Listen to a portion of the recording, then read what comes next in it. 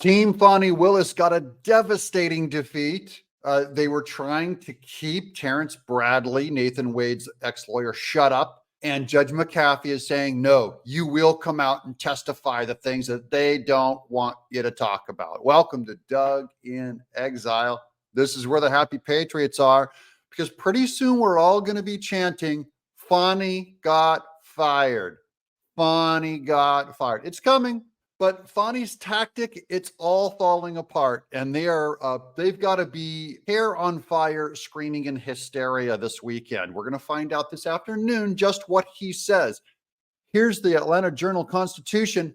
Judge says law partner must testify about Wade's relationship with Willis. I believe it's over when that happens. A judge has determined that Nathan Wade's former law partner and divorce lawyer must tell the court what he knows about the special prosecutor's relationship with District Attorney Fani Willis, a decision that could produce more bombshell testimony as defense attorneys seek to disqualify the DA from prosecuting the Fulton County election interference case. So you can see now, this is going to undermine the entire case. It's because Fani Willis and Nathan Wade probably perjured themselves. You can't go after Trump if you're one of those types of district attorneys that have no credibility on the stand. Superior Court Judge Scott McAfee's chambers notified attorneys in the case by email late last night that certain communications Terrence Bradley had with Wade are not protected by attorney-client privilege, according to numerous people who read the email. Bradley could be compelled to testify as soon as this afternoon. McAfee's decision followed a closed-door meeting between the judge, Bradley, on Monday and lasted nearly an hour and 20 minutes. That didn't take long, did it? You know, if they committed perjury, if they filed false statements in court, they could face personal charges. They could be referred to the bar. I mean, the stakes are very high here. Disbar them, throw them in jail, charge them. It's going to be great. I'm not even looking for revenge against Fani Willis. I don't hate her or Nathan Wade. I want them to leave Trump alone. I want Trump to run for president. That's the bottom line of this thing. You little nickel dime corrupt Fulton County grift organization should not be dictating national politics, all right? Fani Willis may be facing perjury charges, music to my ears. What kind of trouble is she in? What do you make of these new revelations? This is damning. At the very best, it's troubling. It seems to completely contradict the testimony of both Fani Willis and of Nathan Wade. And because of that, this could be a complete game changer in terms of how Judge McAfee decides to rule. Oh, yeah, it's a big game changer. Here we go. Insurrection Barbie writes on Twitter, I love that Trump's lawyer waited until Nathan Wade and Fani Willis perjured themselves on the stand before releasing the geo-tracking data. See, that's why they delayed releasing the data. They were waiting for them to tell a bigger and bigger lie, because their goal is just solely to get them removed. So they have to trick Fani Willis and Nathan Wade to give up an even bigger lie that will get this case reversed. That's what I believe the tactic is. I think it's brilliant. Trump's legal team is doing great on this. Here's USA Today. Could a Georgia judge derail the Trump election fraud case? Fani Willis' decision looms large. The bottom line, legal experts say, is that while Willis is very unlikely to be disqualified based on a strict interpretation of the Georgia law, I disagree. The time spent on hearing evidence about her affair with special prosecutor Nathan Wade threatens to push the actual election fraud trial back to either right before or after the election day. That's the strategy, guys. That's all there is to it. They just in the Trump team, which would included Mike Roman, had them go after Fani Willis and Nathan Wade's affair. Just in that distraction, it bought Trump time. See that? It pushed this whole thing. We're arguing about Fani Willis and Nathan Wade's lawyer, and can he go behind the scenes with Judge McAfee and have a private session to talk about whether if he had attorney-client. See, it's dragging out, it's pushing, it's delaying.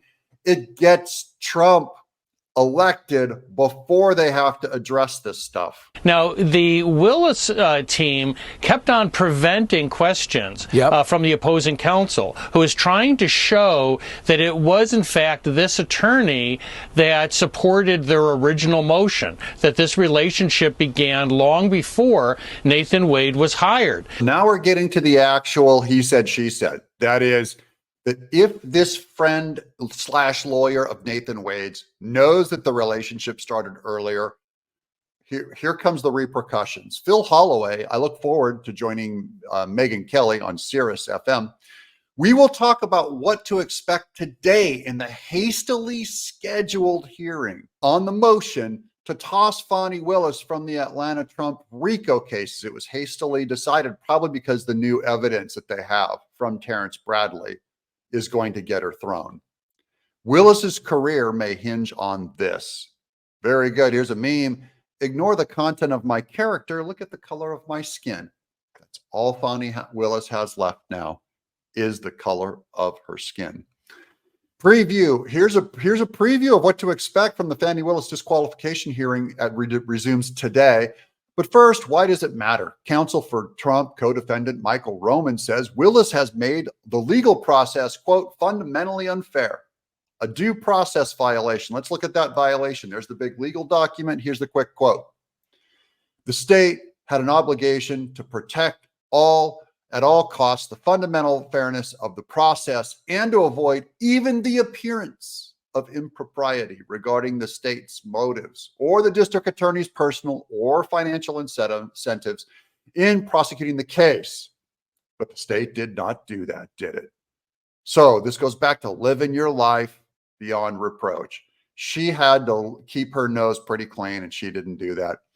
Over the past several years, the district attorney has done the opposite, using the media to turn the screws on each of the defendants. That's like Jenna Ellis. Long before any trial juror was called to serve, these media appearances by public elected prosecutor are incredibly improper, but more importantly, they were designed to tear down the defendant's pre-trial constitutional protections. Now, whether we're going to finally see those questions answered is something we'll be watching closely today. But the case seems to be unraveling for Willis and Wade. In their testimony, there was a great deal of contradiction, particularly for Mr. Wade. Some of his earlier sworn statements appear to be irreconcilable with the facts that he later testified to. That's a nice way of saying that people believe he may have lied under the earlier sworn statements. That's pretty serious, because these two are prosecuting people for making false statements and filing false papers with courts. Because Fani Willis and Nathan Wade made false statements and filed false paperwork, they can't go after Trump for the same thing. It's pretty simple. Real quick. So Bradley's his partner and his divorce attorney. If he comes out and tells the truth that this relationship started earlier, that will corroborate what the former friend said. Oh, here's the former friend that Kilmeade's talking about. American Savage says, quote, the testimony of one witness is enough to prove a fact, unquote. That's Fani Willis's own word. The testimony of one witness can prove a fact. And here's the testimony of one witness.